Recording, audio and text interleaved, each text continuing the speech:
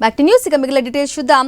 YSS Sharmila మళ్లీ జగన్ దగ్గరికి రావటం ఖాయమని వైసీపీ అధికార ప్రతినిధి మాజీ ఎమ్మెల్యే రాచమల్లు శివప్రసాద్ రెడ్డి అన్నారు. వివేక హత్య వ్యవహారంలో జగన్ పై షర్మిల చేస్తున్న కామెంట్స్ పై ఆయన స్పందించారు. వైఎస్ జగన్ పై షర్మిల హద్దులు మీరి మాట్లాడారని రాచమల్లు మండిపడ్డారు.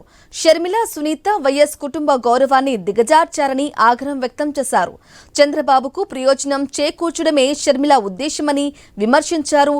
షర్మిల, వైఎస్ సునీతను ఎప్పటికైనా చంద్రబాబు మోసం చేస్తారని రాచమల్లు శివప్రసాద్ రెడ్డి వ్యాఖ్యానించారు. చాలాసేపు మీడియాతో మాట్లాడుతూ జగన్మోహన్ రెడ్డి గారి వ్యక్తిత్వం పైన దాడి చేయడం జరిగింది. ఇదేమీ కొత్త కాదనుకోండి. గత 3 సంవత్సరాలుగా షర్మిలమ్మ గారు, సునీతమ్మ గారు జగన్మోహన్ రెడ్డి గారి వ్యక్తిత్వం పైన దాడి చేస్తూనే ఉన్నారు. ఆయన వ్యక్తిత్వాన్ని హననం చేయడమే ప్రధానమైన లక్ష్యంగా వారి యొక్క ప్రయాణం జరుగుతుంది, రాజకీయ ప్రయాణం.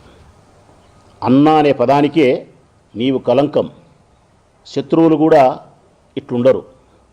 ఇది మీరు మాట్లాడిన మాటమ్మా. బట్టగాల్చి మీ అన్న ముఖాన వేసి ఆ మసి అంతా ఆ మరకలన్నీ తుడుచుకో అని అంటే ఒప్పుకోం తల్లి, ఒప్పుకోం. గట్టిగా అడుగుతాం, గట్టిగా ప్రశ్నిస్తాం.